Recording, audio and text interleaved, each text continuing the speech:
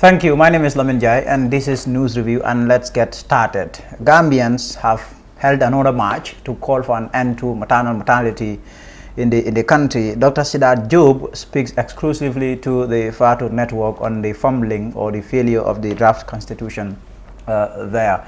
These and more coming up, but first we'll quickly look at what the papers are saying. We have today the Standard and also the Point with us today. According to the Standard, but it's a question mark story actually. Chinese company which paid $35 million to FAB account to win NAWEC contract. That's a quick question mark there. Nothing will stop Dabo from contesting 2021 presidential elections. That's the spokesman of the party there. Tal, police arrest to investigate discovery of dead body in Banjul. PPP demands MICE apology over Barrow's comments. Barrow rejected meeting with EU, orders ahead of draft vote. So on the paper, that's the Standard today, the National Water and Electricity Company NAWEC has given notification of its intention to award Tibia, a Chinese manufacturer of power transformers and a development of transmission projects, a multi-million-dollar contract under its Gambia Electricity Restoration and Modernization Project. That's the JAMP project there. Tibia is the company that allegedly deposited $35 million into the accounts of the First Lady's Foundation, FAB, in 2018. I believe it was in 2017 that happened. The project costing $213,121,000 and also $18,900,000 involved the designing and building of transmission infrastructure between Brikama and Jabang. According to impeccable sources supported by documentary evidence obtained by the Standard, Tibia is among 5 companies that have made it to the shortlist, and of the 5, Tibia offered the second highest price, lower only than one bidder. Our source indicated that a corridor has been opened for other unsuccessful bidders who may have a complaint to file, and they must do so by September 25th, with standing period expiring on October 6th. That's the Tibia development there. Nothing will stop Dabo from contesting 2021 presidential elections. Tal, the spokesperson of the United Democratic Party, has finally put to bed debate over whether Ousainou Darboe is eligible to contest the 2021 presidential election. The former vice president's ineligibility to run in next year's presidential election has been a subject of debate among Gambians on the grounds that he was once convicted. There is no basis, no reason whatsoever why Mr. Darboe will not be eligible to contest in 2021. That's according to their spokesman there. Police arrest 2. Investigate discovery of dead body in Banjul. Police have arrested 2 people in connection with a raid on suspected drug dealers in Banjul and are investigating the mysterious discovery of a dead body in the mangroves on Bone Road, where the raid took place last week. PPP demands a MICE apology over Barrow's comments. The People's Progressive Party has demanded an immediate apology from Maifati over his misleading claims. In quote, misleading claims that PPP lawmaker for Banjul Central, Mamadou Ndao, voted against the draft constitution because the PPP doesn't want to endanger President Adama Barrow's political ambitions. Barrow rejected, also there are interesting story there. Barrow rejected meeting with EU, orders ahead of draft vote. President Adama Barrow had refused a request for a meeting from foreign missions ahead of the National Assembly's vote on the draft constitution, which has since been rejected. The EU, US, UK and German missions made the request on the day of the vote to meet Barrow in a bid to push him influence the eventual outcome of the votes, but their request was swiftly rejected, according to EU Ambassador Attila Lahos. Let's see what the Point is saying. Bees attack Barrow's convoy in Kerawan. That's the weekend development there. CA dismayed by constitutional promulgation bill 2020 rejection. COVID-19, Gambia registers 1 new death. Saudi Arabia gradually resume Umrah pilgrimage from October 4th. So according to the Point, President Adam Barrow's convoy that went to lay the foundation stone for the reconstruction of governor's office and residents in Kerawan, North Bank region, was allegedly chased by bees. Our source indicated that the president's convoy was attacked by unstoppable bees that scattered the crowd. I'm not really sure whether it was the convoy itself that was attacked, but what was much known was that bees actually did descend on the crowd that formed as President Barrow laid the foundation stone of the governor's office there. According to the point also, the Citizens Alliance Party says in a missive that it is dismayed and disappointed by the rejection of the Constitutional Promulgation Bill 2020 by the National Assembly. That's all for the papers. We'll be right back. Stay tuned.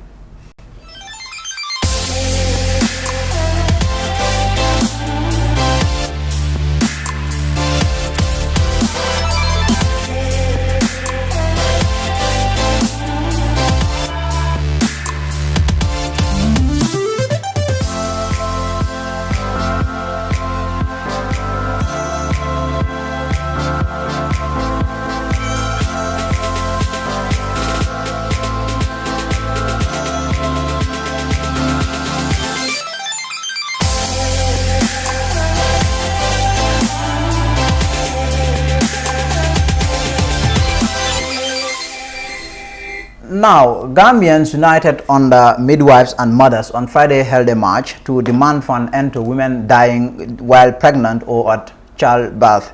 The march came just 2 days after scores of Gambians really took to the streets to call for an end of the same exact issue. Mudiwangom reports. The march comes 2 days after a similar one that also called for the same exact thing: an end to women dying during pregnancy or at childbirth. I am honored to be part of this auspicious march to show solidarity with the lives of Gambian women who died at childbirth. May their gentle souls rest in perfect peace. Women are mothers, sisters, wives, and above all, the great pillars of every home. No woman deserves to die during childbirth. If a woman continues to die and leave her young ones, who will take care of the young? Who will take care of our homes? Who will take care of our families? Women's life matters. 9 months of difficulty in pregnancy, expecting an addition of another life when you are no more, this should be a great concern for any nation. A child is born and never suckles the mother's first breast milk, which acts as an antibiotic. What is the fate of that child medically? Women's life matters. Midwives and Mothers is the group behind the march. It's an organization that is dedicated to maternal health. Experts have shown that most maternal deaths are very preventable.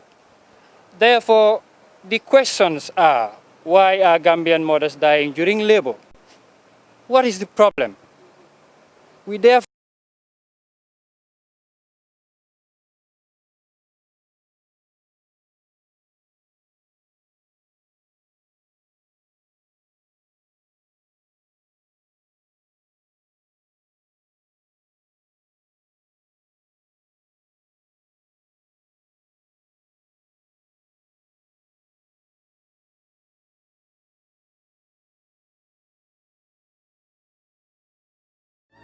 Watanbe, brought to you by Afrisa. Be part of the amazing conversations with Gambia's greatest minds and personalities. Get ready to be entertained, inspired, and motivated on the Watanbe platform.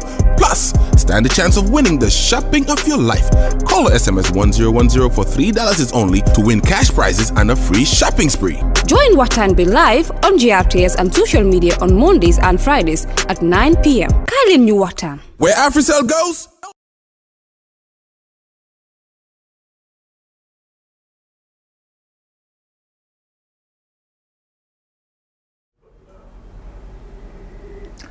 We apologize for that. But still on maternal mortality, the past week we've seen the debate raging. Really, it has proven to be a vexed issue following the deaths of a number of women at childbirth. Fatu Kamara has been finding out really about the issue, but the government is saying that the number of women that are dying at childbirth is actually coming down. Let's listen to what Fatu Kamara has for us. As it stands, September 2020 had managed to get itself booked or printed as a historic month in the Gambia. The month had witnessed Gambians array along the streets of Kairawa Avenue, bitterly complaining about maternal mortality as they called on the government to step in and do the needful. The Fight Network, being one of the leading news outlets, had over the month taken it upon itself to take a deeper look into this issue of maternal mortality. Viewers, do stay with us and get informed. Maternal mortality has been a huge problem in the Gambia over the last decade and even beyond. But the number of Gambian women that have died at childbirth in the past weeks have jolted the nation. There was palpable anger when news emerged of the death of Fatou Diba of Bakau after she was reportedly turned away by the Edward Francis Small Teaching Hospital. Mama is the sister-in-law of the late Fatou. Fadiba atata loptano uto atata check-in na anata na konya ko doctor ko Monday ngata atata loptan on Monday anata na ayanta tala jang besirinja adunta bu wa mba mala bun kono anata konya ko mama doctor ko talato ngata nga ko talato ita konya ko nga operation mo soto operation mo kelen ngatu alabul nga ala le ko bino nga yon tembasti nga alma kila kairoti dom ba kaira le na kaira talato so manda wulsa ayiku nganku mbetata birin futata doctor ko inyanta yelo lolay ni ko to ma dingo min tata ablay tata so yelo la mo so kili ya so yelo la ya selenti but ntambe banda steering for around 1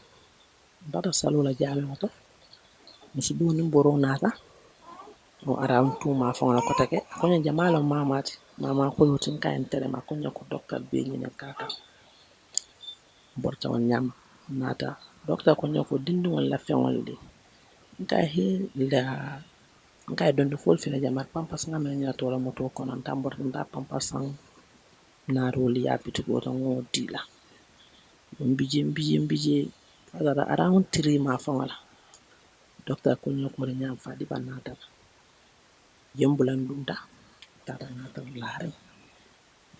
laare ngata oxygen o kay ya bondi kiyata inata fi yalandi dunda wala nyam lota doctor kay ko mama bina lota ngata oxygen o bakumala tit mbortan tata dinno wala jibe ma dinno wala jengi natal mfintita banda sita je for around 6 for half past 6 muko ko say nda bella la jande ba ko nyoni la jang ita dunna jang because say wolde falinta coronavirus wala bakirin say mo so moli don laptano ko sita banda je na nyodina mo ke panu ko no because mala fi na nyoni atela la nga ba ma ko mandi ba ma natana kayta sanya no sama ita sare ma docteur dani pour abama nata abama saje ko nyoko no momo ala pour moy tunja so mbije fo 7 sida fa pa 7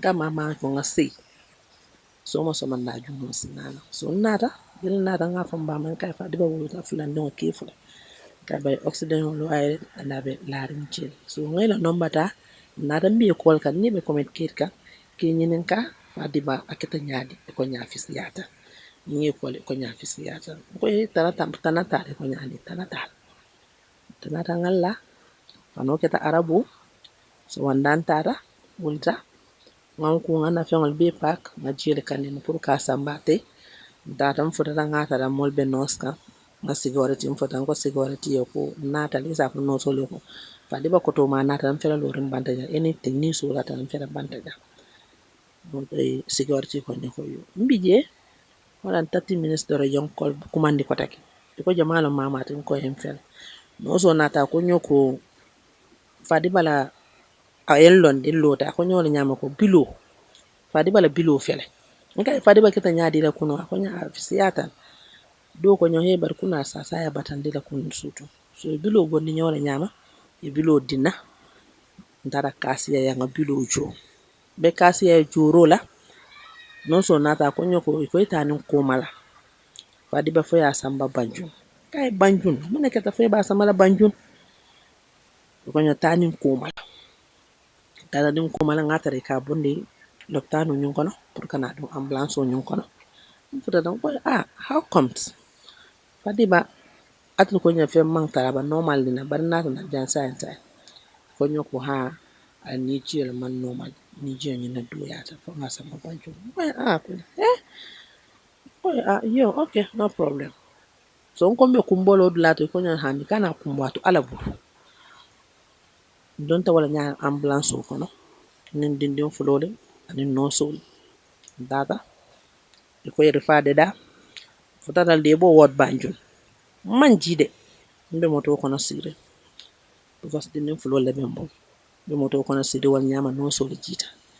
Ngaje ko take yen ton ta ko take mun tan jaman clinic donc to ma dingo kumandi ngay ablay ibe mi akonyo ko fere jaman clinic ma fo ngay yo moto pak because ni fele en sama banjul yem murunde nan ko take ngay ko mano rifa mala nya because ndama mira ko mamoy itele jite nate dunta ko take dunta wala nyama ablay ko nyoko yo bije ngo murun no ke ko take yen na fi tata samba MRC ni ablay bi tata MRC ani no se fula ani fadiba dara MRC ko intana ma refa mota jaltel yo londe MRC yo foy ko intana ma refa mota jan ngo mo le ko foy bo bi mba ambulance ko moronta jaman clinic ko take fodara jaman clinic ko take ya foy ko MRC ko ya fo docteur ni ko take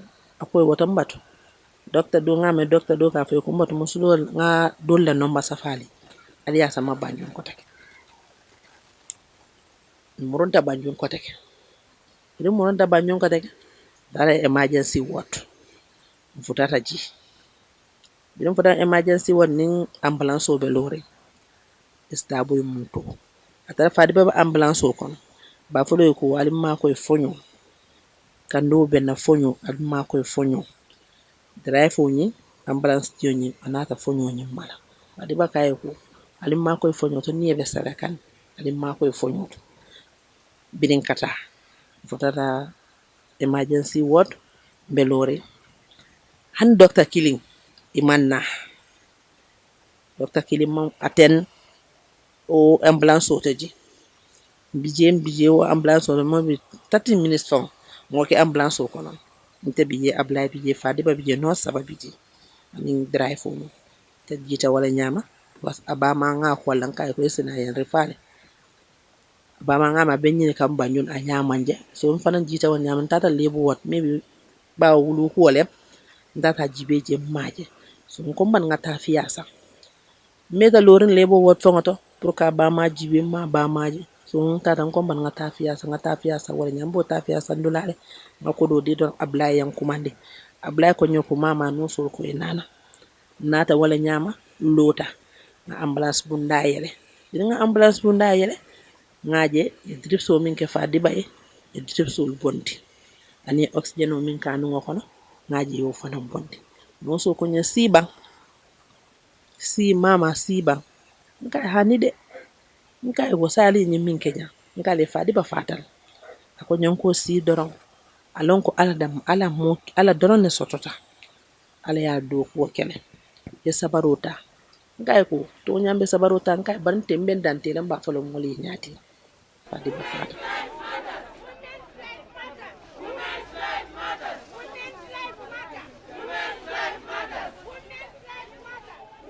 Women activists in the country are particularly enraged that Gambian women are dying under avoidable circumstances.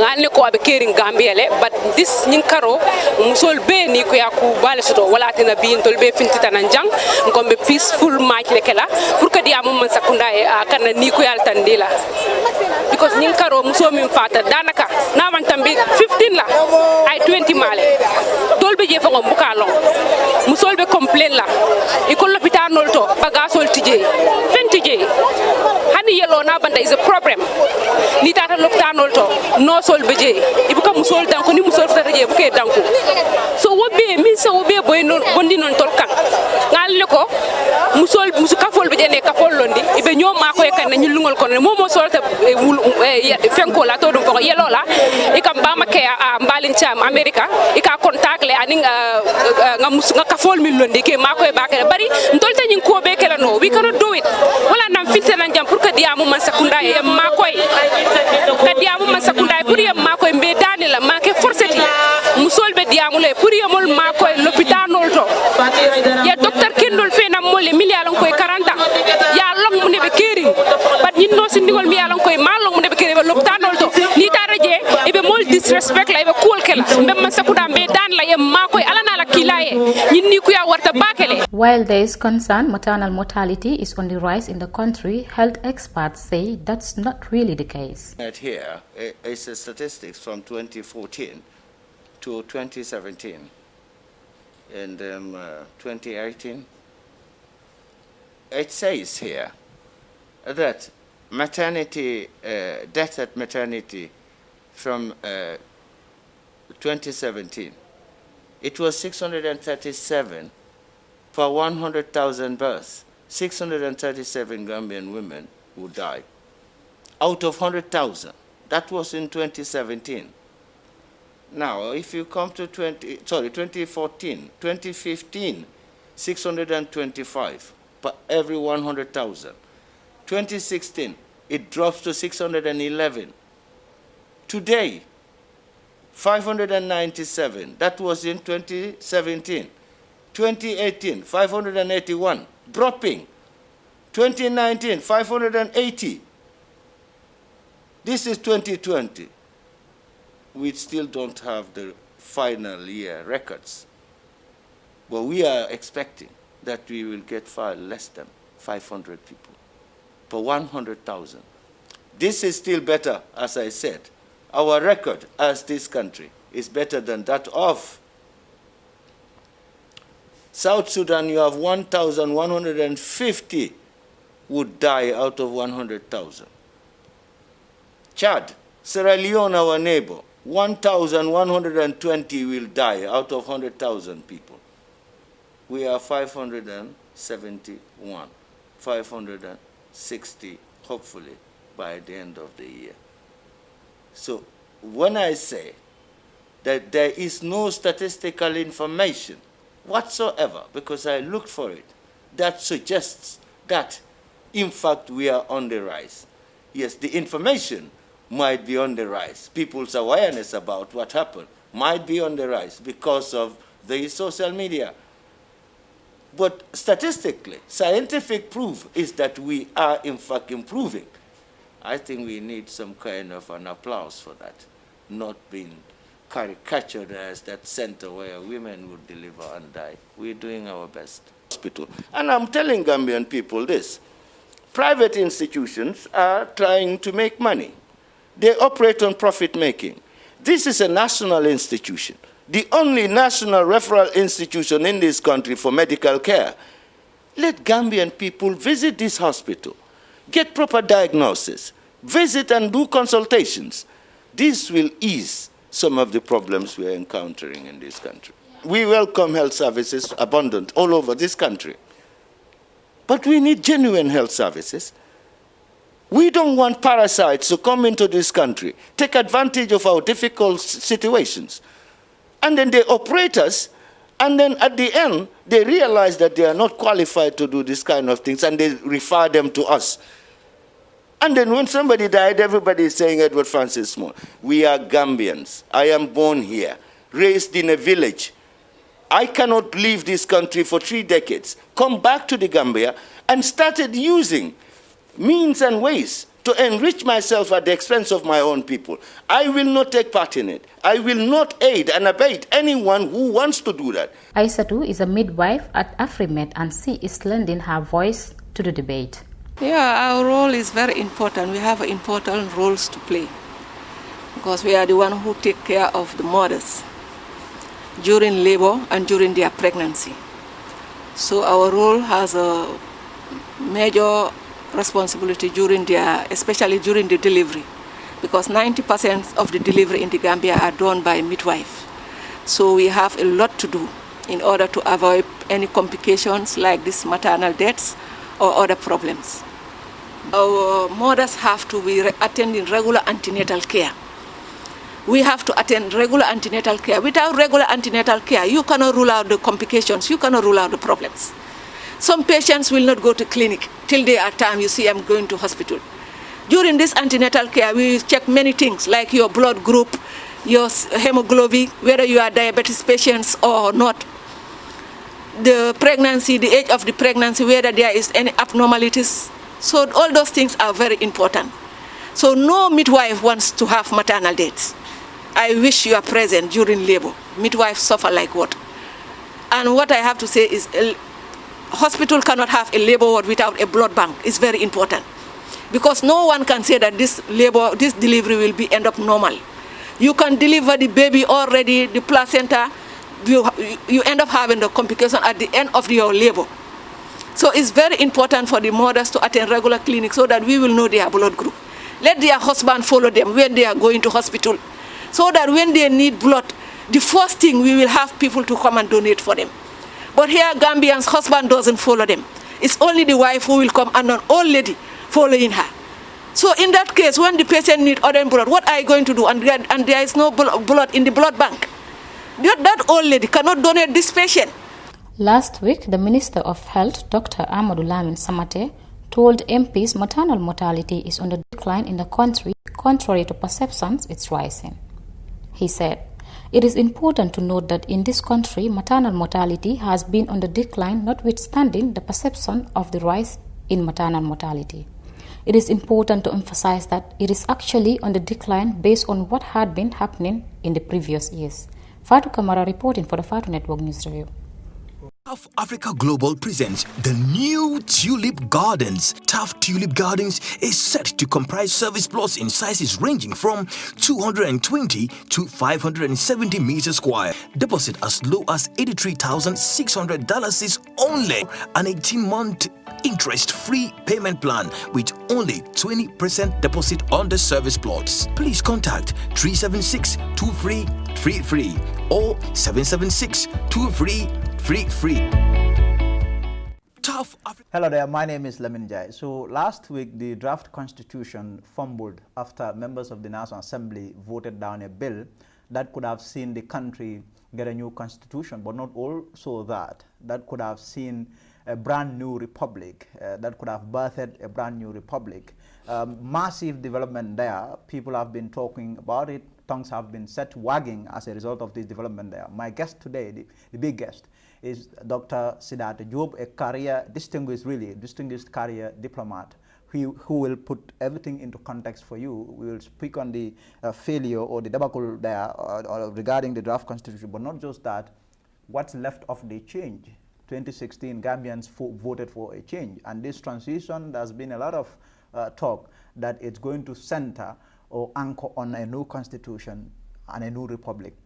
Dr. Sidat Job, thank you very much for accepting to speak to the Fatou Network. Thank you very much, Mr. Njai, and I'm very pleased to be with your network in order to talk about this situation that we find ourselves in. Thank you. After what happened last week in Parliament. So first, give us your opinion there. What do you make of the fact that this is one thing that this coalition government promised Gambians? I'm not even sure whether it's a coalition government anymore, but this is the one important piece of business that they pledged to serve out, that is to ensure that the country gets a new constitution. But it would appear that's no longer going to be the case. Yeah. What is your opinion? Thank you very much, Mr. Njai. Mr. Njai, I think we cannot forgive ourselves if this constitution is not ratified. It's not approved by the National Assembly for two main reasons. One, it was a decision that was so much enthusiastically taken that government was prepared to spend about $116 million to have a commission so that they could study the former considered the 1997 Constitution, make large consultations in the country, in the diaspora, and also the constitutions of various other Commonwealth countries. And I think the error in the debate first started when, for some reason, someone discovered there are certain parts of the new Constitution which, instead of being just 135 pages as the 1997 Constitution is 275 pages, and it really covers a lot of domains, so that once approved, it would be like a national constitution which will go on for hundreds of years. As the British Constitution, which is unwritten, the American Constitution is more than 200 years now, and we would have built upon it. But a lot of criticisms came when someone pointed out that some parts of it looked like the Constitution of Kenya, and that these were copied and pasted.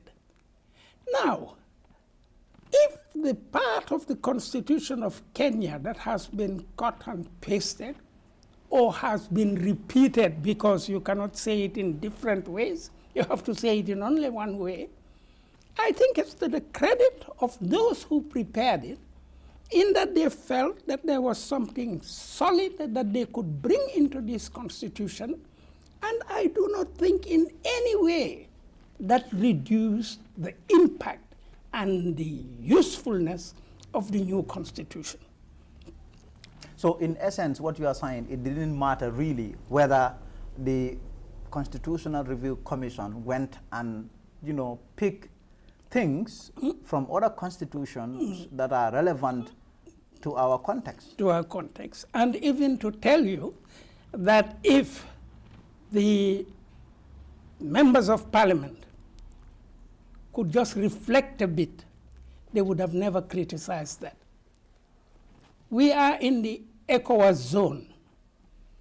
Since independence, we were all striving towards going to an African Union, a United Federation of African States. When we get to that, we will have a harmonized constitution. We'll have a federal constitution.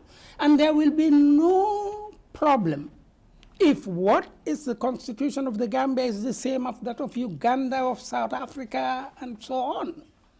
And let us just reflect a bit.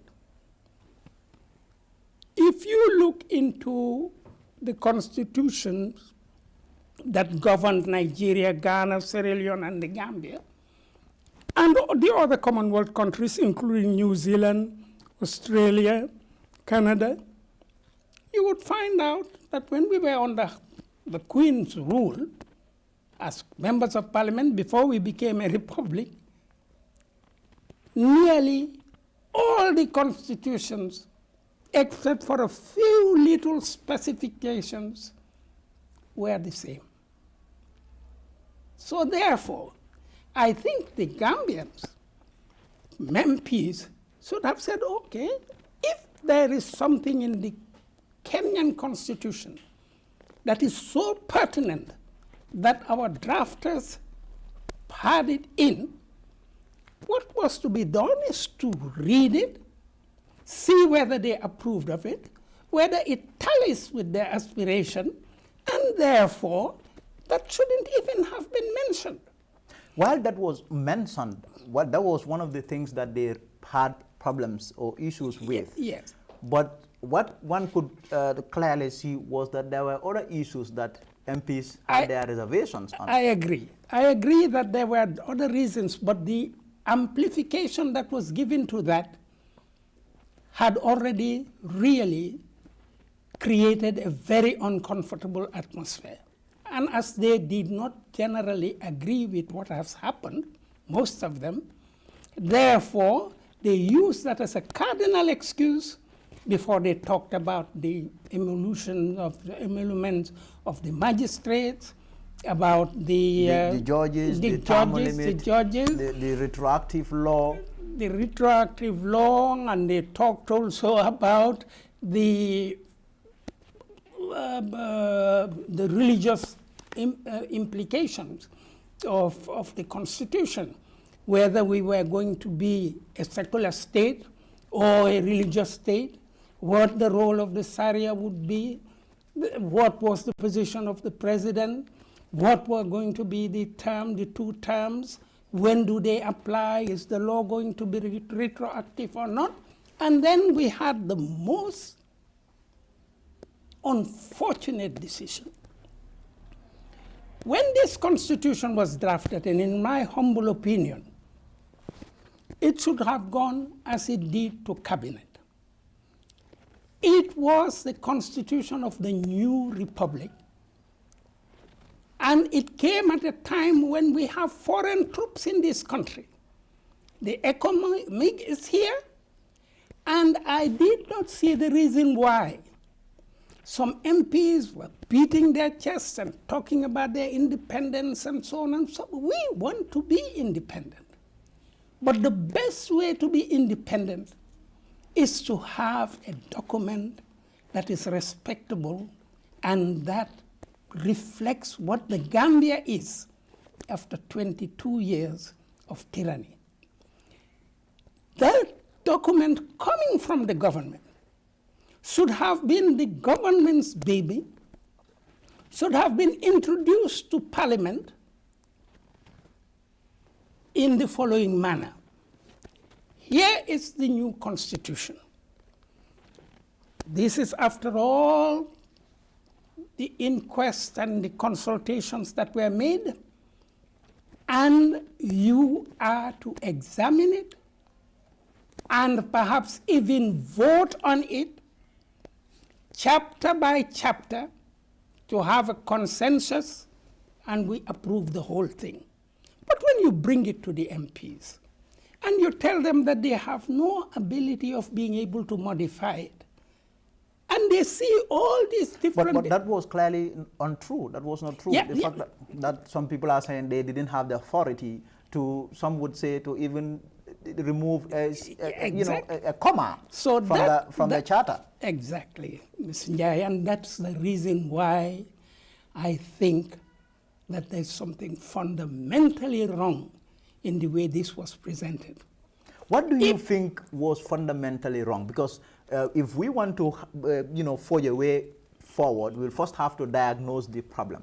Why do you think this charter failed? Yeah, I think that explanation will have to come from government, and especially from the Attorney General. Because nowhere in history has an Attorney General gone to a National Assembly or Parliament to prepare a document which he stood neutral in.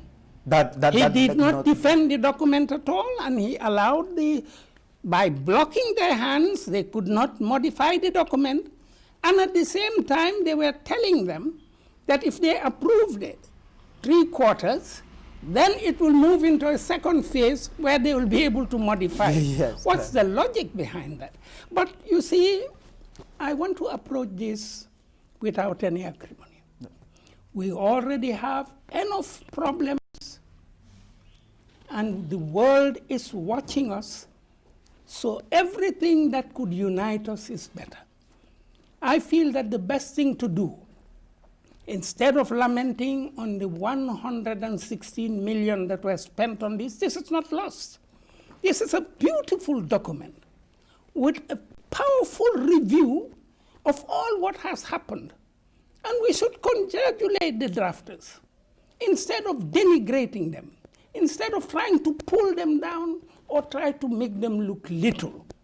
I think the government should now... In your opinion, clearly the CRC did a fine job. They did a wonderful job. You should read the document before criticizing it.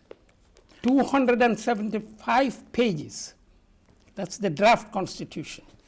The 1997 constitution is 130 pages. You can see, and if you go through the explanation, the review of the whole thing, it shows you the energy, the effort, the mental exercise that went in to do it. And I say congratulations to them. They've not lost anything, that the people who are crying them down will soon apologize to them again. And for that to happen, in the interest of the prestige of the government, I think cabinet should meet and mandate, give authority to the Attorney General to come back with the document,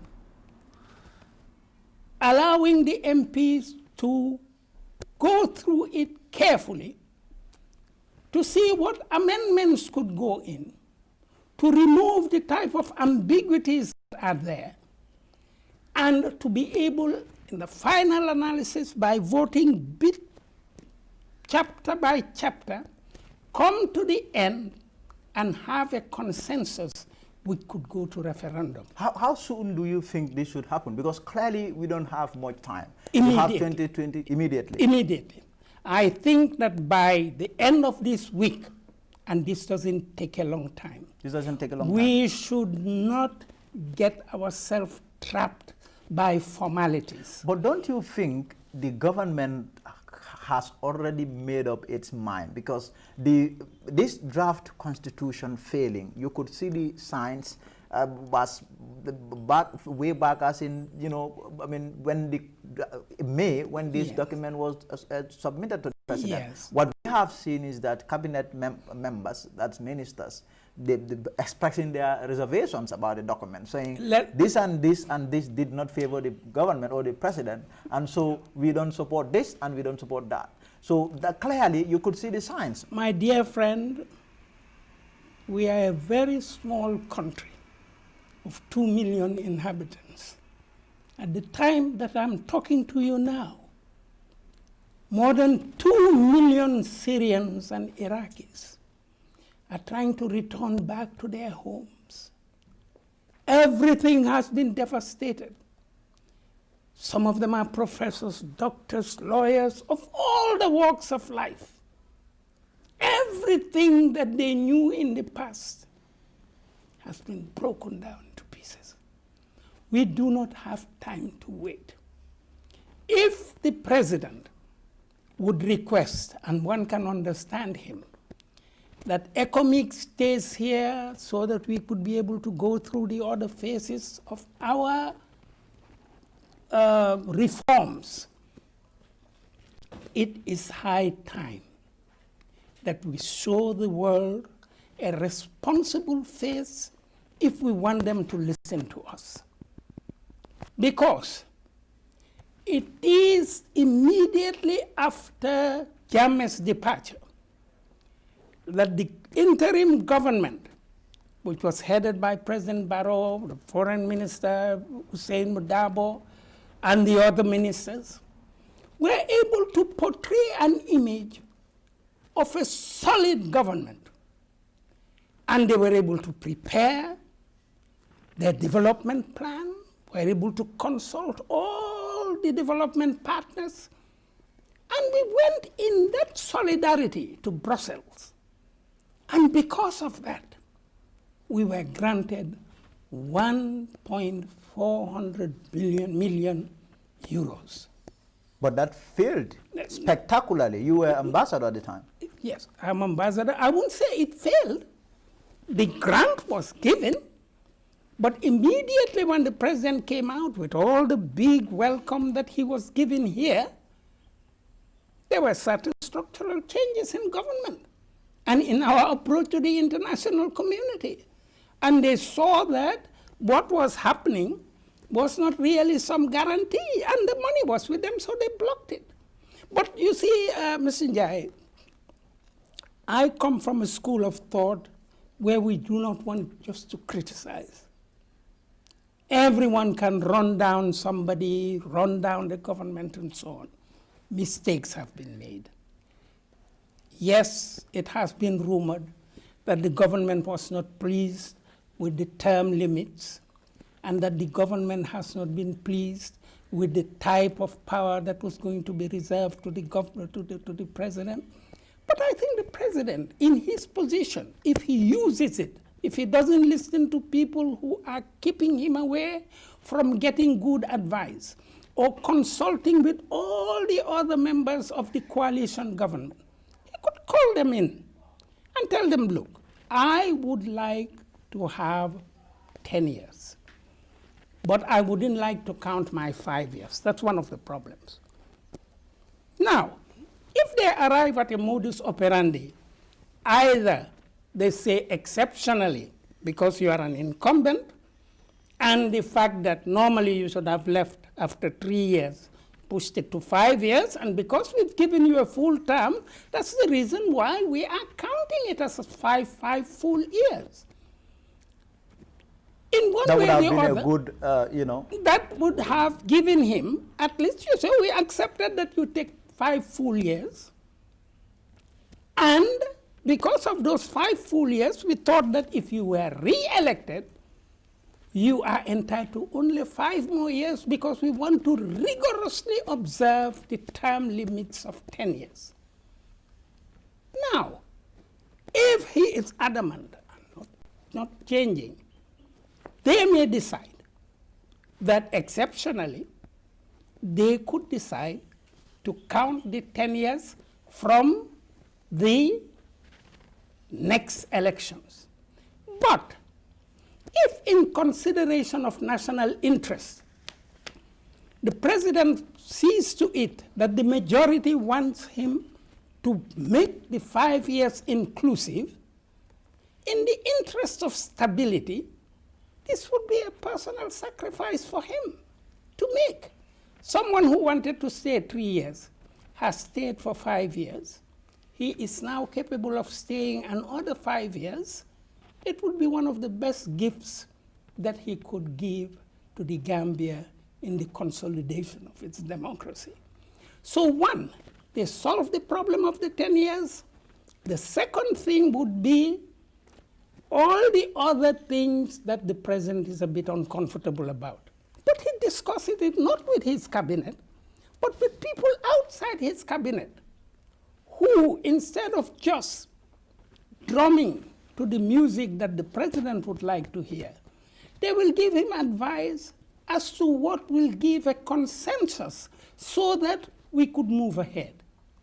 Once all that is restraining the president and his government in the adoption of such a powerful document, which the whole world will be proud of us if we go through, there are quite a few little things that should be looked into point by point and arrive at a consensus at the level of the National Assembly. And at this point, I would like to tell you that we made a big error when we first sat into this new parliament. There is a decision that was taken which was totally illogical. And I do not know how seasoned politicians could have allowed such a thing to happen. And what is this that thing? was when they voted that once they're in parliament, all the MPs belonging to various parties were free to take their independence. Meaning that once they have a problem with their party, they can move to another party and immediately they will continue receiving their emoluments. The important thing there is not their political conviction, but their political opportunism. Because if you are with a party and you feel that the other party will be able to materially give you more and will not restrain you to follow party disciplines on various so other you can things, do whatever you want. you move and then there is not even a by-election. And this is one of the reasons why I was a bit uncomfortable when a veteran, a gentleman that I have a lot of admiration and respect for, Khalifa Saleh, recently, when there was the vote about the councillors at the level of the municipalities, local government, that Salah voted with the MPs to be able to give them their freedom. The freedom, yes. Now, clearly. that freedom, from political parties, that yes. freedom is a shameful freedom. You don't agree with it? Not that I don't agree with it, it is ethically wrong. And I think the first thing after the 2021 elections to re-establish is that an MP who is voted in remains a member of his party, and if he decides to cross carpets, he should resign, and there's a by-election.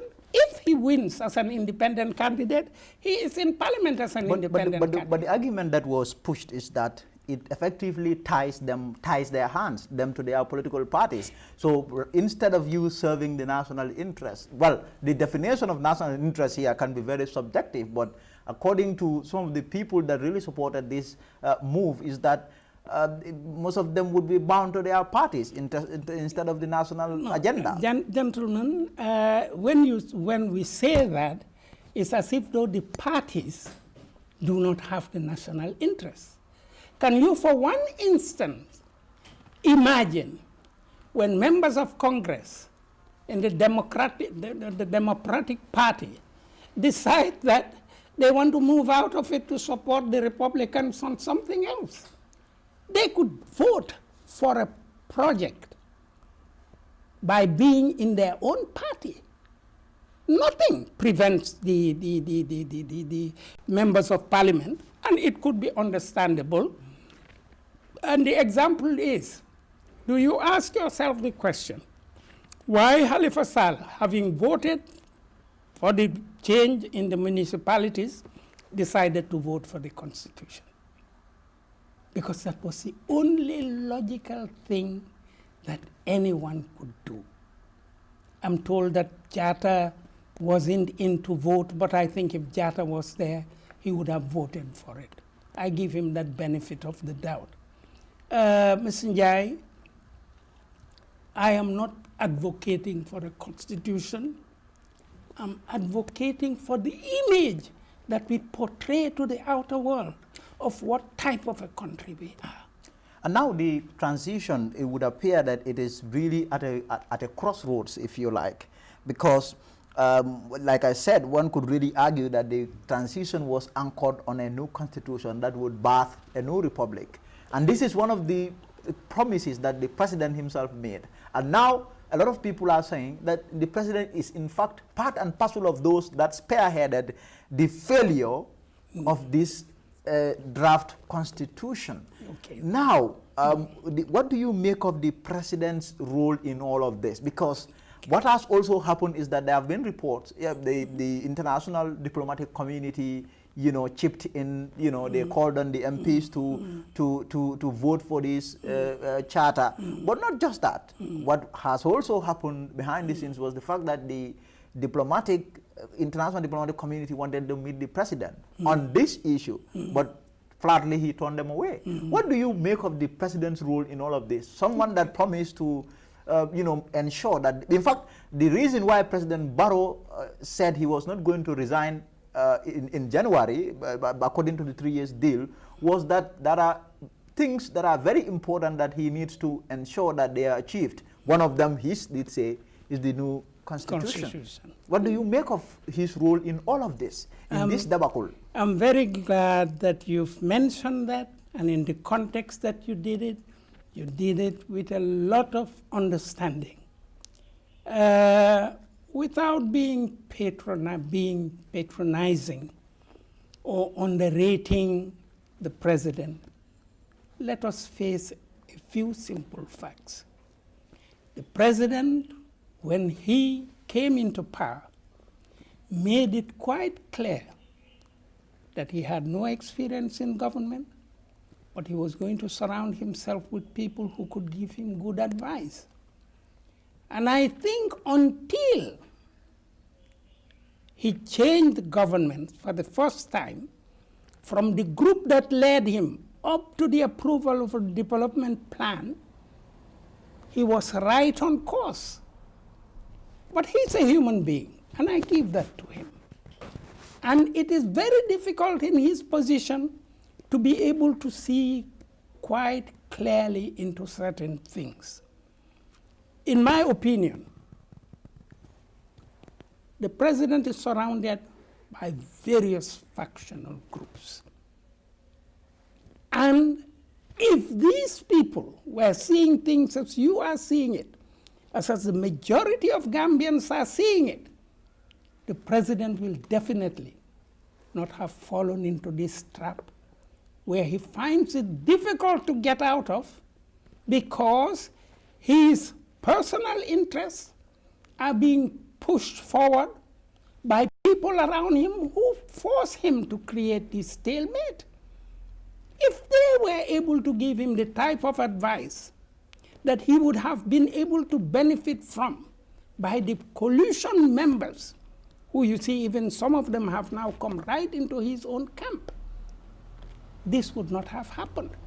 So instead of speculating, I believe that the president was also erroneously advised not to see the European groups, the British, the European Union, and the other UK and others who want to see. That was a big diplomatic mistake. I do not know whether his minister had traveled or something of this sort, but that was one of the most fundamental mistakes that we could make. We have ECOMIG here. Since it started until now, in one way or the other, Europe is participating in their stay here. If I was to advise the president, with all what they've said, that he was the one against it and so on and so on, he would have received them. He is the head of state. If he didn't want to get involved in the changing of the constitution, what would have been diplomatically correct would be able to tell the emissaries themselves. Because one of them is representing the Queen, the other one is representing the President of the United States, the other one is representing Europe. And if you know that it was Europe that gave us 1,400,000,000 euros for our development, and if we had stayed in course with solid projects, with the project management details, we would have been going from project to project and the funds would come. But once we derailed that, they went away. So to come back to what you say, and instead of making it a big literature, I think the president should own or be made to own that this was a big mistake. And then what could he do? He decides to meet with the other political parties. There is nothing wrong in that. That would even make him become a greater person. He'll be respected. And to brainstorm with them, Halifa, Usainu, and others, to see to it that they arrive at a modus vivendi which will enable them to give the country a constitution after its approval and referendum, so that we serenely go to the elections of 2020. Where does this leave the relations between the Gambia and development partners? Because clearly they are disappointed. They did ask the MPs to make sure that this the charter is approved. The MPs came out and railed against that, saying the Gambia is a sovereign country. We are not going to tolerate people interfering in our business. And the president all the time was part and parcel of this, to the extent that he refused to meet these people over this. Where does this leave our relations? You are a career diplomat, someone who knows and knows a lot about. That was a very sad.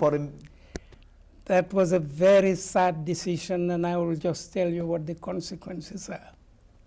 You see, when we beat our chest and get very angry and denounce the West and denounce our development partners, or even imagine denounce ECOWAS, there are consequences to this.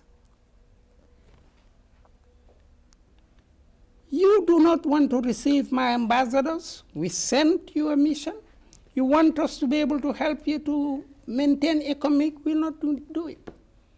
They refuse to do it. And if they refuse to do it, ECOMIG is going away. And it's one of the desires of the president. And if they do that, it doesn't end there. You see, we over-exaggerate our independence. When we say we are independent, we should also be lucid enough to know what that entails.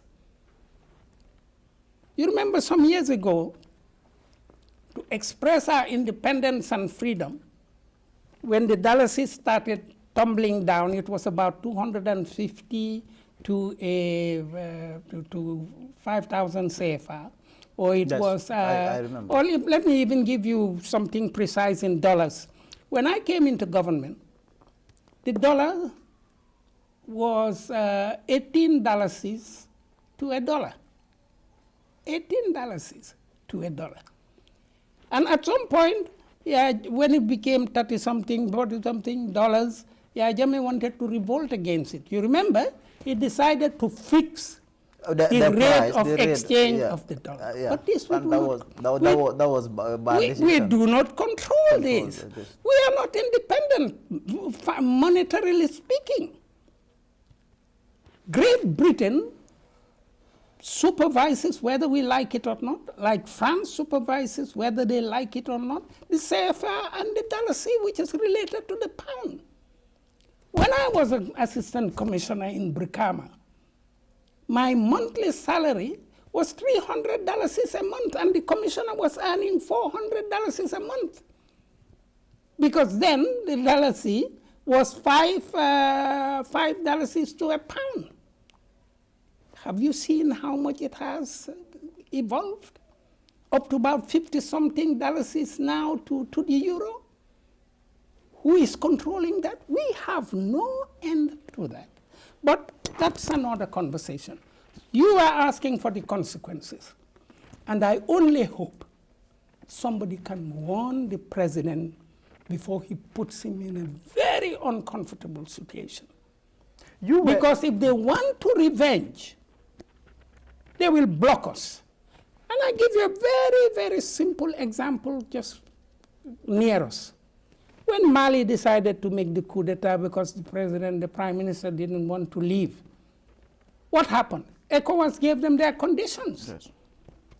And until they accepted those conditions, they refused to lift the ban on them. Yes. Now we could face sanctions. The quickest sanction in the hands of Europe today is to block, is to say that we cannot finance you anymore for ECOWAS. If you do not want to listen to me, and they could have never imposed on us homosexuality or so on and so forth. Let us not over-exaggerate. You're a sovereign state, but know how to face it and explain it. But by refusing to see this, do you think they will think tenderly? Now imagine you want to see them urgently to finance something that is urgently necessary very for you critical. to do. It becomes a problem for but you. They will say no. If you refuse to listen to me, what obliges me to answer to your call? But I do not want us not to focus. I want to give you a strong recommendation on this. I think many Gambians, if I cannot say even all Gambians, appeal to the president not to create at this stage a misunderstanding between us and the development partners. If he's been told that they were coming there to impose on him certain things, they cannot do it, because if he faces them and tells them the reality of things and what his country can accept and what it cannot accept, and his gratitude to all the assistance that they have given us since the end of the Jammeh regime, they will report the same thing, and that they are logical enough to believe that you do not impose on an independent developing country certain things. I think they may even, I'm trying to read their mind, why at this stage would they have wanted to see him, was to see with him how he could use his office to try to change the situation in the National Assembly. And that would have been very... That is it, because he has refused to see them, so he doesn't know exactly what they wanted. Now, one of the things that he could do, and I hope he does, is to quickly get all his advisors to tell him the truth about what approach and what he should do to diffuse the situation, so that the thing could go back immediately to the National Assembly with the strong support of the Attorney General giving them a free hand to debate page by page, chapter by chapter, and to remove this 75% this thing. That was one of the killers of this thing. 75% of winners. Let them go through it chapter by chapter and say those who are for yes and those who are for against, until they finish the whole thing. They arrive at a modus vivendi, and then it goes to the referendum. And in the referendum too, I am asking them not to go all the way to this 75%. And we have complicated all these things because we could have used an easier procedure. We are a sovereign state. There, I agree with them that they are a sovereign state. They could have decided that in order to pass this, they need a 50% majority to get it passed through. And then for the national election, they need a 50% election. Some said even that in it there are clauses which makes Dabo to be absolved from felony, or whether because he had clearly those are some of the partisan arguments that were being pushed before the... But you see, as for Dabo's candidacy, or whether he's a felon, I think when it comes out of the mouth of any Gambian who has blood flowing in him and nerves, it is one of the most cruel assertions that could be made. If Dabo was taken, if Dabo was arrested in the streets because he was protesting without arms, to go and ask for the body of Solo Sandeng that all of us thought is already dead, and some people who are arrested. He's the head of a party, and he went into the streets because there was a law around public what is it called again? The public order ban. The public order ban was in that.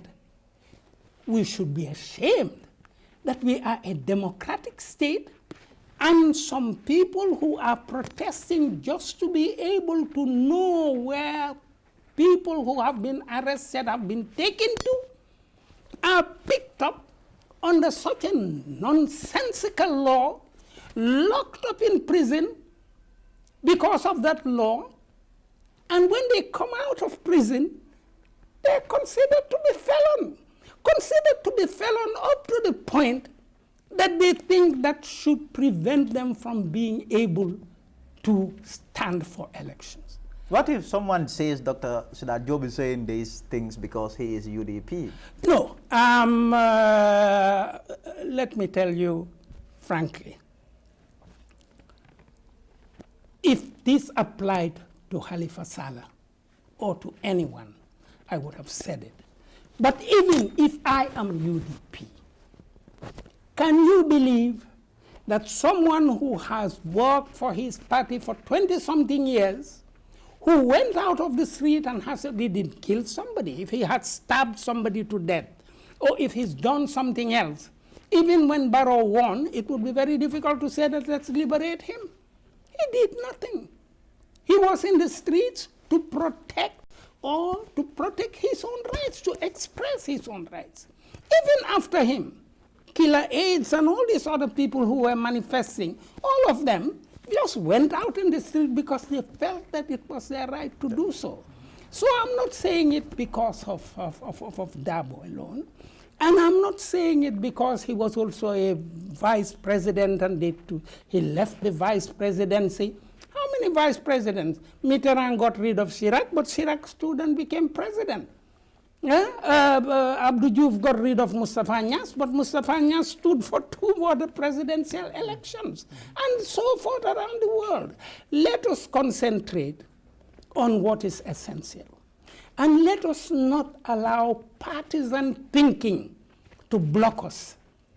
And I think the sad thing is... Which side is guilty of this? Because clearly, if you look at the failure of the draft constitution, what you would see is that clearly there were different sides. You have this camp that are largely people that come from UDP persuasion. You have this other side that are largely adherents or supporters or people that are loyal to President Adama Barrow. Yes. And then you have these other fringe sides, the people that also have their own interests at stake, own partisan interests at stake. So it would appear that the entire country is guilty of this partisan thinking. Very good. I'm very pleased that you brought that in, and to tell you that there's a simple answer to that which shows that in fact, except for extremist partisans,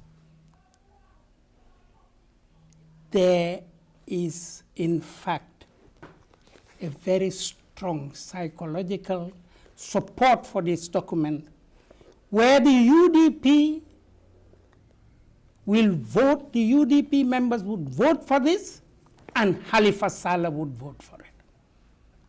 Because what would bring Halifa Saleh on this side is because he knows that this has much more beneficial benefits for the Gambia than trying to block it.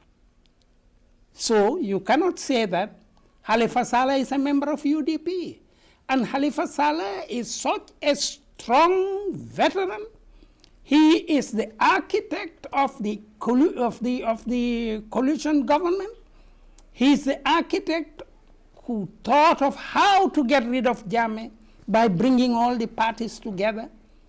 And he will remain in history as someone who has strategized with all the parties to get us to be at this stage.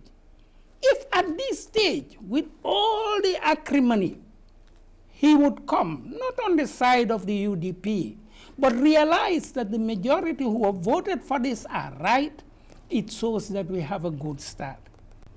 I think we should do everything to depolarize our positions. We are asking for a constitution. We are not asking for anything that belongs to one party and not to the other. It's a document that will be a guarantee for the country. It would lead to stability. It will enable people, the outer world, to respect us. And if the outer world realizes that we are a small country, but we are united in our approach, the impression which we gave immediately after Jammeh's departure, and that we had all these reforms to do and we are doing them correctly, the smallness of our nation will not count anymore. And we will be able to raise up anything that we want to, because we will be respected. It would appear that you are somebody that was quite needed. You were in his government, but he, removed you. Well, the Minister of Foreign, well, it's the President. He sacked you. Yeah. What do you think led to your removal from the Barrow government? It would appear if you were in the government, you would have given the President quite some good advice. Yes. Why do you think he decided to get rid of you? I wanted to make that very easy for the government. At some point, for some reason or the other, or the fact that the foreign minister did not explain to Barrow the importance of ambassadors in the various countries, my contract came to an end at a period that everybody was clamoring that, the UDP ambassadors and the UDP members of the government should be removed. So when he removed the head of the UDP, who was then vice president, and then removed the Minister of Finance, and then removed the Minister of Agriculture, then it came to us, the ambassadors. And as we were labeled UDP ambassadors, because we were recommended by Hussein Dabo on the merits of what we've done, when I landed in France, France was about to give then 30 million euros towards the Gambian development plan. Of course. By the time that I spent about 8 months, it moved from 30 million to 40 million. The week before we went to the Francophonie meeting, to the meeting in Brussels, it became 50 million. And France became the biggest contributor to that sum of money. But because there are people around the president, and I was labeled as UDP, and he knew that Dabo has also recommended me, there are other members of the Barrow government who wanted me to, other people, I don't want to mention their names, who are not Dabo, who wanted me to go to New York. You understand? So I, perhaps because I was a foreign minister, they recommended me to go to France, I speak French, and I think I did the best of the best that I could do. I became very close to Macron, foreign ministry, and various people at the Africa department of Élysée, and so on. But I did not cry about it, because Barrow wanted people who are in his parties, and he was erroneously given that you should get rid of the UDP people and replace them by people from your own party, or if you threaten them that you will remove them, they will all come and join you in your boss, which would be a very naive thing to do. Did you feel disappointed at all? No, I didn't because I didn't because I feel that if the president wants to get rid of UDP ambassadors and our contract came to an end, you understand, and he did it to Kemeseng Jammeh, he did it to me, and did it to a few other people. Some he has extended, meaning that there was no clear policy about this. The way and manner it was done. The way and manner it was done. Yeah, but then, to be very frank with you, that's the most minor problem that I have. And I would even confess something which should make Barrow really comfortable and not feel that I'm angry with him. I am very glad that he recalled me. Why? Why are you happy? I am glad that he recalled me because I think, without exaggerating, I have an opportunity of being in my own country when we are going through this very terrible crisis. And modestly, anything that I can do to maintain the prestige of the Gambia. Because if we do not have that respect of the international community, we can shout our heads over, they will be so indifferent. The only thing we will be seeing are the consequences of their anger with us, or of their lack of wanting to cooperate with us. How respected is the Gambia? You have been a diplomat your entire life. At one point you were the country's foremost diplomat, Minister of Foreign Affairs way back in the late 90s, early 2000s. You became ambassador in several countries, including France. Tell us about the standing of the Gambia. People say Gambia, countries do not look at Gambia with any respect at all. What did you see? I will say one thing, that we are very lucky in that the major problem of Gambians is indifference. But here is a country that could be great if we are united. When I was appointed by Jammeh, and it coincided within 6 months, it was Gambia's turn to be in the Security Council. Everyone was laughing and amused. Oh, please, how will Gambia be able to become the president of the Security Council? Countries that are presidents of the Security Council, their staff in New York, some of them have 30 staff members, 40, 50 staff members, covering the United Nations because of its various commissions. We had only about 4 people. There was Blaise Diagne, there was Abdoulaye Salah, who later joined them, and I as a foreign minister. But it is during the period of Gambia's presidency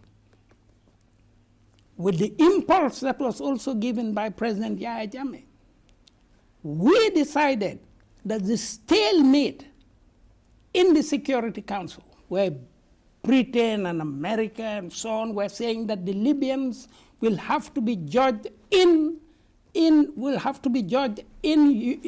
England or in America, we said, let us have a third country to do it. And I presided over that meeting of the Security Council of the United Nations, and we were able to get that done. And this is the reason why Libya felt very much attached to us and grateful to what we have done. It was at the same time that we had also the problem of Iraq and Kuwait. And the Kuwaitis counted on the support of the Gambia and so on. And they helped us a great deal. I think at some point they gave the development of the apron of the airport of the Gambia 46 million to the Gambia. And you would not see, whenever I arrived in a country, and I'm not saying this to make anyone uncomfortable, I was met by big delegations. The British would like to have dinner with me, the Polish, the Russians, and so on. And this is a small country. So it depends on the attitude that we have, on the focus of what we want to do in the outer world. We do not have raw materials. We are not yet pumping petroleum. So what we can give value to is the political voice of the Gambia in the international arena. Once we are respected and seen to be very solid, the Senegalese respected us so much. Abdou Diouf told me, really, I did not want to have anything for Gambia to do with in this Casamance thing. And what happened? Abdou Diouf himself told me, tell President Jammeh that I count on you people to help us with the Casamance. That's the first time that there was a meeting between the rebellion and the government of Senegal, and there were more than 9 Senegalese cabinet ministers that came to the opening ceremony in the Atlantic Hotel. And even Senegal counted on us. When you had the war in Guinea-Bissau, and Vieira begged Guinea, Conakry, and Senegal to send troops, intervene. They sent troops. They sent troops. Then Gambia, Vieira was even telling Jammeh, you know, you are my brother, my mother likes you, and so on. Very sentimental. No, but clearly he wanted him to also send troops. And President Jammeh told me, I think sending troops, this is going to be a very dirty war. Why don't we use our influence on Mali, taking into account that our army was exchanging a lot of things and helping their army, and let us try to broker peace. I was sitting with President Jammeh, with some ministers, and he said he wanted to send some soldiers to Bissau to try to contact Mali. I told him, Mr. President, if we want to broker peace, you don't send soldiers, because clearly at some point it's better. You know, the region thought that your government was supporting Mali. Yeah. So therefore, I said, and the ministers and the Secretary General were sitting there, I said, I will go myself. The President was shocked, and the other ministers thought that I was crazy. But I thought that was the only way that we could make a psychological impact. How would we get the logistics? How could we land? Then the French proposed that there was a battleship going from Senegal to Guinea-Bissau to evacuate the ambassador. So I went on that battleship. I want to cut it short. And when I landed, Champollion, the Senegalese, Chapelier, the Senegalese ambassador, the French ambassador said, me, I'm going to evacuate, and you are coming in, I'm not going anymore. So I will stay with you here. And this is how we did quite a few missions until we stopped the war, until we were able to evacuate. I had to fly in to go and evacuate Vera from the hands of the rebellion and fly him to do this thing. And we were respected. And Kofi Annan used to call Jammeh directly. And his secretariat used to call me here. And then the United Nations wanted us, and I, with Blaise Diagne, created it in the UN, a cellule for the development of Guinea-Bissau. So clearly these are some of the things, that we could be able to benefit from. And we had a lot of influence in Sierra Leone. We went there, visited the camps and supported them in all the institutions with Charles Taylor in Liberia. So therefore, I am very, very much optimistic as to the power of Gambian diplomacy and the influence of Gambian politics. President Barrow is a very nice man. If he has very good advice and if he tries to see how he could have a modus operandi with all the different political groups and not to make any of them feel alienated, and give them the impression that we are going to follow normal democratic rules. We are all going to our way, but we do not want to leave the Gambia as a fragile state, but a state with a consolidated democracy. The president will definitely have the support of all of them because we are only 2 million. We do not have any other set. We are fragile. We have the only asset, or what created us, is the River Gambia. Was there no River Gambia, there will never have been a Gambia. And because of River Gambia, there's another mistake which we will talk about another day. We have put a bridge over the river. But we've put the bridge in such a way that no ocean-going liner could go. Ocean-going liners of a moderate size were able to go all the way to Kawur. And Kawur would have been used as the great center for the decortication of peanuts. And the vessels would move from Kawur back to the ocean and take their loads off. But the way we've bridged the river, there is no meaning to River Gambia. Whether it was consciously done or viciously done, there is something that I cannot understand. And I'm quite certain that President Barrow and the foreign minister will tell you that I've told them this before they started the construction. That it was a bad idea? No. They told me that, no, they've catered for it. I think that's what they told them. But the way I see the bridge, I cannot see a ship going underneath it. A big ocean liner, cannot go. It will be even a small ocean liner. But Njai, to come back to really what made me sleepless is the draft constitution.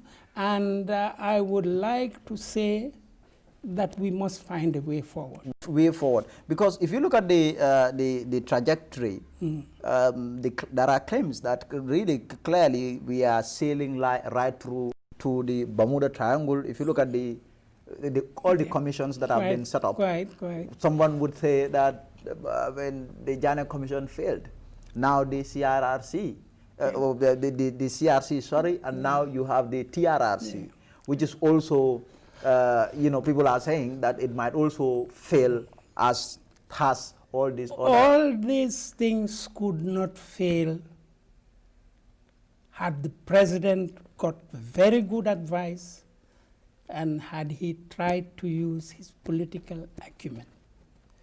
That we do not live in a vacuum. And there are certain things that you should accept in politics, and there are certain things that you should accommodate. Why did the Jammeh Commission not succeed? They made a recommendation, and the presidency was to apply it. And it did not apply it. So therefore, nobody is taking that as a very serious, very serious commission, despite all what had been spent. They said they've seized the properties of Yahya Jammeh. They have been sold. Nobody has been told how they were sold, how they have been valued, and so on. So the people get also very uncomfortable as to what has happened. Yes. So now we have the TRRC. The approach, they're very intelligent people, they're legalists, I want to accept all that. But I thought the TRRC, right from the beginning, when they talked about the victims, instead of waiting until they finish all their this thing before they recommend the payments that have to be made, if they were doing it successively, that people come, they've complained, they've evaluated their this thing, they've been given their compensation, people have a meaning to it. Then comes this big problem of the junglers, what happened to them? And what is going to happen to them? Are they going to open another chapter in their trial and so on? So everything is just dragging and accumulating on. So really, the president is our president, is the president of all Gambians, and it is he who is really at the helm of the ship. It depends on how he navigates. And he has to navigate very solidly and on a very fast course. The president should decide today not to create any new commissions, but immediately to start implementing, and all the blockages that are there, immediately to evacuate them. The president should then try to see how best to save this document. This is a very solid document which is worth its weight in gold, and even more than that. And I use the opportunity again to congratulate those who have written it. Let them have no complex. Let them not feel reduced by anyone. They've done a magnificent job. There are certain modifications that should be made. They should be able to meet with the Minister of Justice and the members of Parliament to very quickly walk through it and to be able to see to it that we have a working document before the elections. There's a little another point before the election. What if this thing could not pass immediately, and then we would be left with the 1997 Constitution? Yes. What would that mean for the change then? Yeah, but I will tell you that whatever happens, a next government will introduce it again, whatever it may be. I mean, will introduce it. UDP did say that. But this one, right from the start, I did mention it. I did mention it when we started modifying it for the age, and also for the age group, the limits of the magistrates.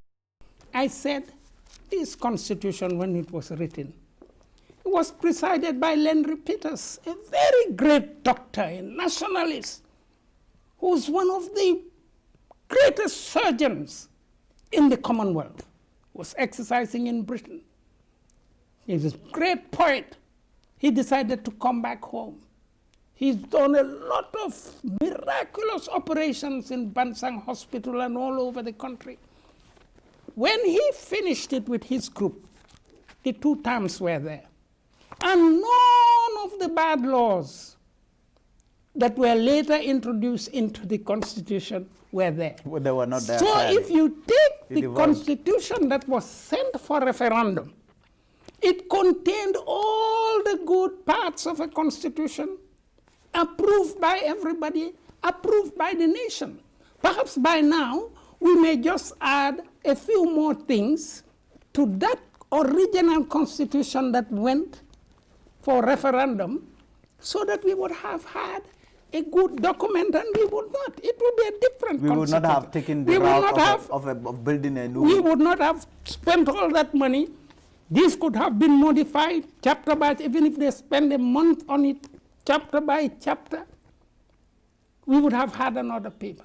Now the milk, as you said, has been spilled.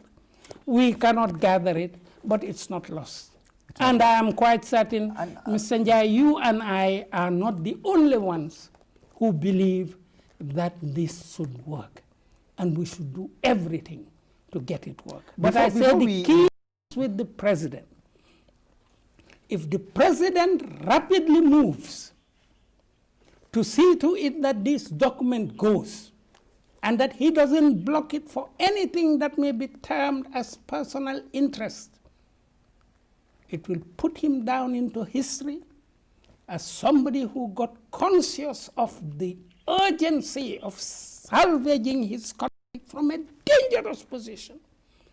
Until now, we are talking, but you do not know what our development partners are sending back home to talk about us.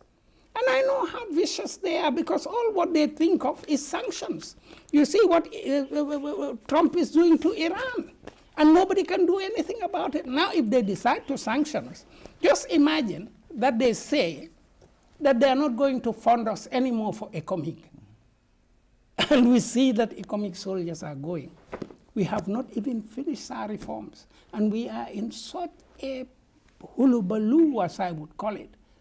It will be very negative for us. And given the polarized nature of our country, next year is election year, a lot at stake.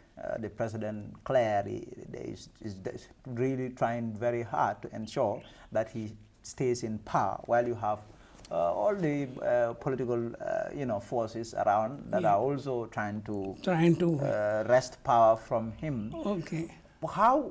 What is your assessment of how things are going to look like finally before we end this interview? Because there are fears that next year could be the nature of how polarized the situation is. There is different political interests at stake. It could really present problems for the country. What do you have to say about that? All that, Ms. Njai,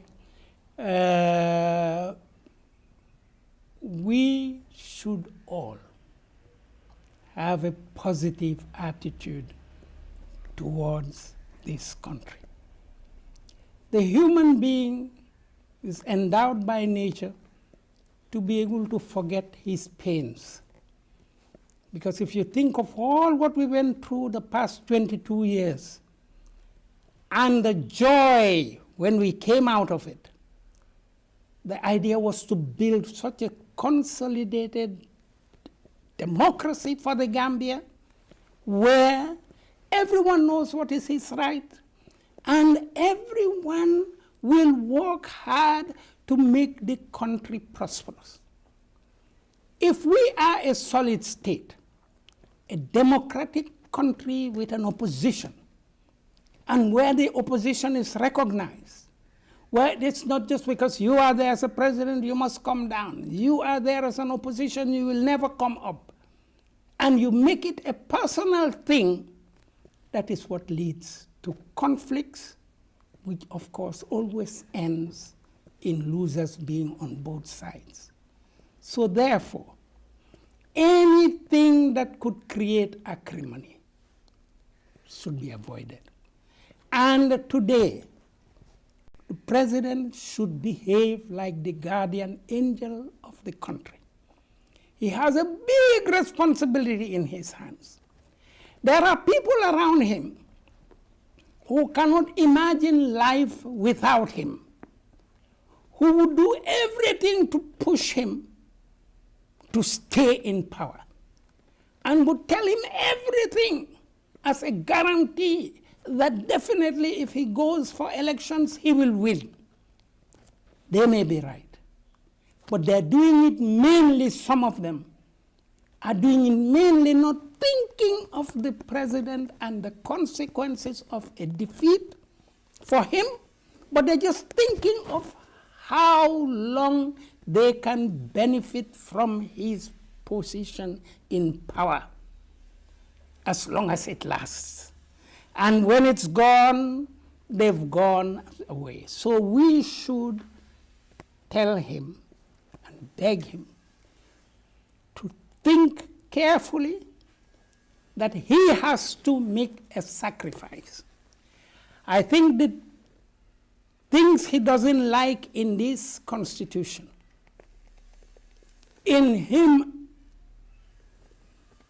accepting them And I think finally, one of the things that when he appoints a minister, they have to go to Parliament to be approved. I think that they should lay aside, because that will create a lot of commotion. If you appoint a minister and the Parliament has to come and then politics come in, it's a problem. I think that's a very easy thing hold the country back. to give him his independence on that matter.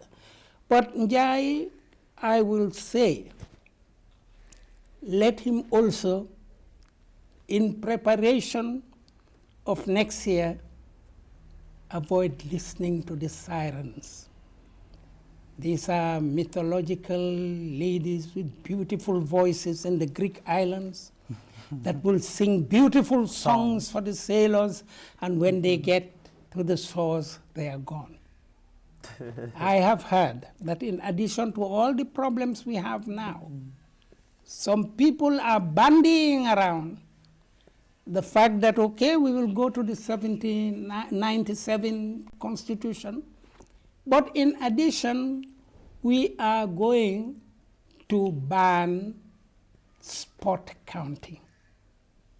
Now, on the spot counting is an acquired right.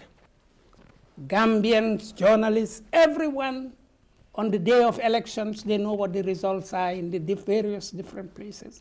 And it is very transparent. Now, if they want to say that they want to stop spot counting, that will immediately make people think that there is an intention of fraudulently counting in commissioners' offices so that they could fabricate results which would please the government or please the opposition, you never know, but that is bad. So anything that could even make people feel that there are plans in order to sabotage the future elections, that people are going to lose their acquired rights of counting on the spot, the president should avoid it. And finally, I would say, President Barrow should know that destiny is very powerful. And for some reason, today he finds himself at the helm of the state. Anything that he could do to sacrifice personal self-interest in some of these little arguments of personal gain and so on, he should. If he does that, he will maintain himself as the head of state until we go to the elections. But he would maintain it with the respect of all Gambians who would know that when it was difficult, when we all thought that there was no issue, only he had the key to make the transformation, to make the adoption of this new constitution to happen on time, lead us to an election, and that we open a new page. And in that period, he should do everything to closely work with our development partners, to even correct the error of refusing to receive them by calling them for a meeting, enlarging it to the entire group of ambassadors, and talking to them, and to diffuse the bad blood that may exist. We are a very small country. We cannot afford to fight when we have economic problems, when we have problems of health in this country. So therefore, I think all of us should stop being indifferent. Stop criticizing just for the sake of wanting to criticize. Stop pulling down people just for the sake of pulling them down, as they've put the drafters of this constitution in a very embarrassing position. People believe that this is not a solid work, this is a work that is worth in gold. And if he, Barrow, is able to be convinced of that, and decides to get the right people to advise him as to how to modify this very quickly, grafters could do this within 1 week to change all the things that have created controversy. It will go to Parliament. It will be approved. And the entire world, contrary to what has happened last week, will acclaim the Gambia as a matured country in Africa, will be respected in ECOWAS, in the African Union, and our voice as a small developing nation will be so resounding that the future will be open, not only for development, but for helping other countries to imitate what we have done to get into stability. Dr. Siddharth Job, I'm afraid we'll have to leave it there, but thank you once again for accepting to speak to the FATO Network. Thank you very much, Mr. Njai. I'm very proud of you. That's Dr. Siddharth Job, former foreign minister, career diplomat at that, speaking to us there, our guest today. Thank you for being there. We'll be back some other time. Thank you. Hello there, my name